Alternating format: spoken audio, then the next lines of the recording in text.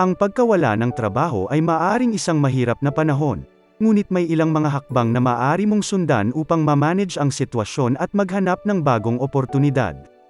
Narito ang ilang mga payo para sa mga nawalan ng trabaho. Una, panatilihin ang positibong pananaw. Mahalaga ang positibong pananaw.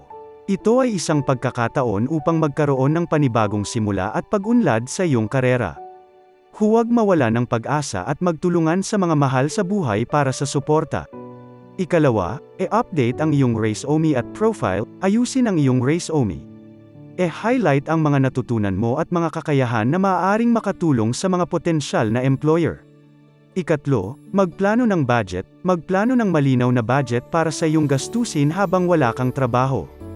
Prioritize ang mga pangunahing bayarin tulad ng renta, kuryente, at iba pang pangunahing pangangailangan. Ikaapat, mag-apply para sa unemployment benefits. Alamin ang mga benepisyong makukuha mo mula sa gobyerno tulad ng unemployment benefits. Ito ay makakatulong sa iyong pananatili habang naghahanap ng bagong trabaho.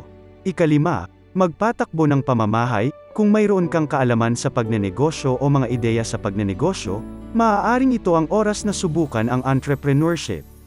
Ngunit mag-ingat at magplano ng maayos bago sumubok. Ika-anim, mag-aral at mag-improve. Habang wala kang trabaho, maglaan ng oras upang mag-aral o mag-improve sa mga kakayahan mo. Maaaring ito ang pagkakataon na magkaroon ka ng karagdagang kwalipikasyon na magpapataas sa iyong halaga sa merkado ng trabaho. Ikapito, ay expand ang network. Makipag-ugnayan sa mga dating kasamahan sa trabaho, kaibigan, at iba pang tao sa industriya. Ang networking ay maaaring makatulong sa paghanap ng bagong trabaho o oportunidad. Ikawalo, maghanap ng temporary or freelance work. Kung kailangan mo ng kita habang naghahanap ng pangmatagalang trabaho, subukan ang temporary o freelance work.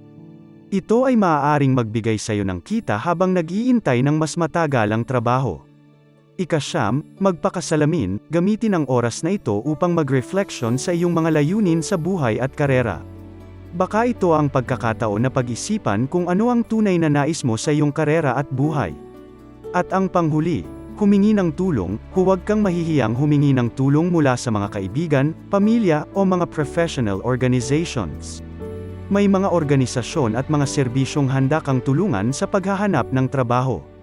Huwag kalimutang mag-ingat sa iyong kalusugan, emosyonal na kalagayan, at aspeto ng buhay sa kabila ng pagkawala ng trabaho. Ito ay isang pagkakataon na pag-isipan ang mga bagong direksyon at magpatuloy sa iyong buhay at karera. Maraming salamat po. Naway kahabagan tayo ng Diyos at pagpalain kailanman.